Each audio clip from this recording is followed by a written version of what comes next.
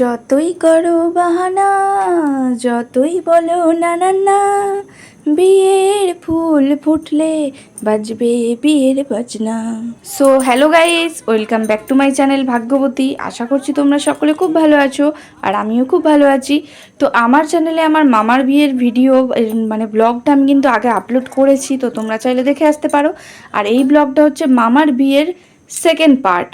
তো বন্ধুরা ভিডিওটা জাস্ট দেখতে থাকো।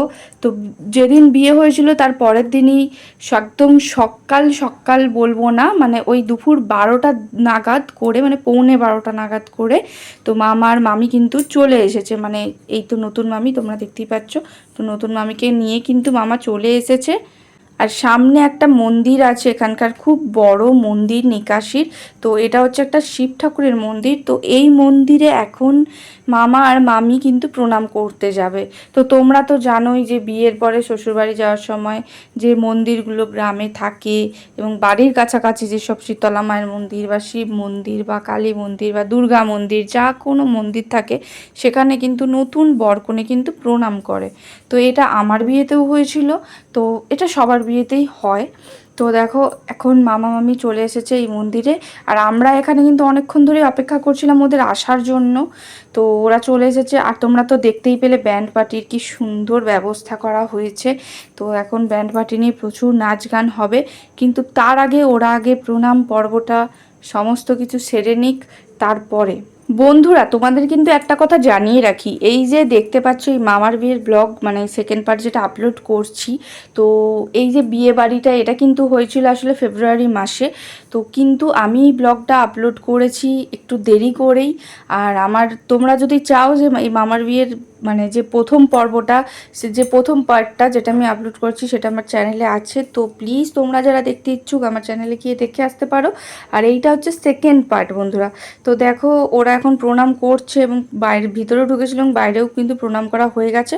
তো ওরা এখন চলে আসছে নিচে, আর চারপাশে ননদ, তারপর নন্দাই সমস্ত ওদের ঘিরে ধরেছে। ননদ বলতে মানে মামির ননদ আর কি, মানে সম্পর্কে আমার মাসিমণি হবে। তো ওই যে দেখতে পাচ্ছ ওর পাশে কিন্তু ওইখানে ননদ দাঁড়িয়ে আছে। তো সবাই মিলে দেখো এখন ব্যান্ড পার্টিতে আনন্দ করছে, ব্যান্ড পার্টির নাচা হচ্ছে, সবাই ঘরের দিকে আসছিলাম।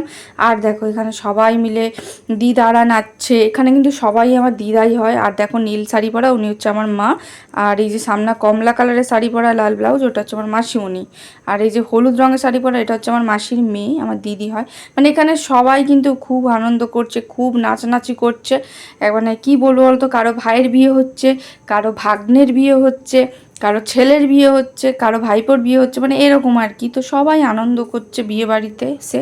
আর ফটোগ্রাফার এখন ফটো তুলতেই ব্যস্ত। আর এখানে দেখো একটা নিয়ম পালন করা হচ্ছে, এইটা তোমরা দেখেছো যে প্রতি বিয়ের বাড়িতে এটা হয় হিন্দুদের। তো খই ফেলতে ফেলতে এখন কিন্তু বাড়ির দিকে যাচ্ছে।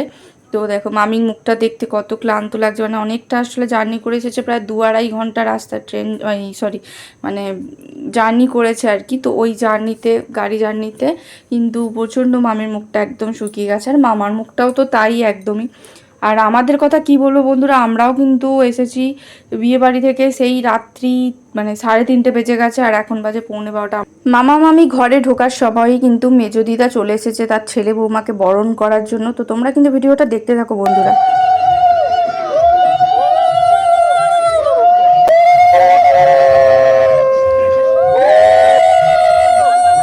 আমি যেহেতু এক হাতে ফোন ধরে ভিডিও করছিলাম, তো সেই জন্য আমি শাঁখ বাজাতে পারিনি, কিন্তু আমি মুখে উলু দিচ্ছিলাম। তো অনেকেই উলু দিচ্ছে, এখানে দেখো সবাই কি সুন্দর মজা করছে, আনন্দ করছে।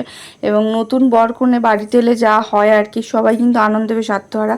তো আর এখানে ফটোশ্যুট হচ্ছে, মা দিদা বরণ করছে আর একদিকে ফটোশ্যুটও চলছে। নতুন বরবউ হয়তো ভাবছে যে এই নিয়মগুলো ঠিক কখন শেষ হবে আর কখন আমরা ঘরে গিয়ে একটু রেস্ট করব। দেখো এই টাইমটায় কিন্তু সবাই একটু ক্লান্তই থাকে। তো যে মামির মুখটা কিন্তু খুবই শুকিয়ে গেছে, আর সত্যি বলতে এই সব নিয়মকানুন হওয়ার পরে মামি গিয়ে কিন্তু একদম রেস্ট করছিল, একদম বিছানায় শুয়ে পড়েছিল, কারণ মামি প্রচুর জার্নি হয়েছিল।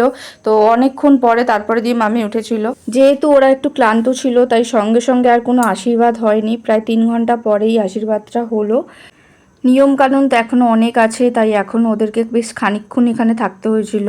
আমাদের বিয়ের সময়ও আমি যখন শ্বশুরবাড়িতে আসি তখন যখন এরকম বরণ পর্ব হচ্ছিল এবং বরণ করা হচ্ছিল আমাকে, তখন আমিও কিন্তু প্রচণ্ড ক্লান্ত হয়ে পড়েছিলাম বন্ধুরা। এবং তখন কিন্তু যেহেতু আমি 4 ঘন্টা মানে আমার বাপের বাড়ি থেকে এখানে শ্বশুরবাড়ি 4 ঘন্টার রাস্তা ডিস্ট্যান্স, তো সেই জন্য শরীরটা আমার খুবই ক্লান্ত লাগছিল এবং আমার হাজব্যান্ডেরও ওরও শরীরটা প্রচণ্ড খারাপ হয়ে গিয়েছিলো। যেমন এখন তোমরা দেখছো যে নতুন কনের যেমন রকম অবস্থা। তো বেশি কি বলো তো, আসলে বেশি ধকল হলে, রাস্তার জ্যাম হলে, তারপর ধরো ওই বিয়ের জন্য 2-3 দিন খাওয়ার কিছু অনিয়ম হয়েছে, গণ্ডগোল হয়েছে, তো ঠিক এই কারণগুলোর জন্যই কিন্তু শরীর খুবই দুর্বল হয়ে যায়। তো একমাত্র বর কনেই বুঝতে পারে যে এই 2-3 দিন ধরে তাদের সাথে কি চলে কি হয়, মানে খুব শরীরটা খুবই টায়ার্ড হয়ে যায়।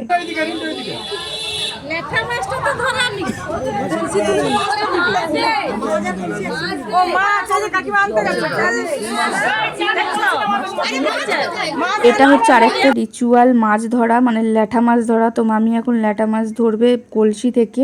তো এর মানে বোঝা যায় যে যদি মাছ পিছলে যায় তাহলে সংসার সামলানোটা কঠিন হয়ে যায়, আর যদি বউ মাছ ধরতে পারে তাহলে সে সংসারটাকেও শক্ত করে ভালো করে আঁকড়ে ধরে রাখতে পারবে, এটাই আর কি। তো তো দেখতে পাচ্ছ মামি কি সুন্দর ল্যাঠা মাছটাকে ধরলো। এখন নতুন বউ দুধে আলতায় পা ফেলে দেখো ঘরের ভিতর প্রবেশ করছে, আর এটা কিন্তু খুব সুন্দর একটা নিয়ম। আর নতুন বউ যখন বিয়ের পর প্রথম শ্বশুরবাড়িতে আসে তখন কিন্তু এই দরজার চৌকাঠে একটা বড় থালায় কিছু গোলাপের পাপড়ি রেখে এবং দুধ রেখে এবং তাতে নতুন বউ পা দিয়ে সেই সাদা কাপড় বা শাড়ির উপর দিয়ে হেঁটে আসে। নিয়মটা খুব সুন্দর। এখন নতুন কনে রান্নাঘরে গিয়ে উনুনে দুধ জাল দিচ্ছে, আর এই দুধ যদি উতলে উঠে যায় তাহলে কিন্তু সংসারে লক্ষ্মীশ্রী আসে বলে এটাই ধরা হয়। আর বউয়ের হাতের গুণ, সেটাও একটা মানে সংসার যে চালাতে পারবে নতুন বউ, সেটাও একটা মানা হয় আর কি।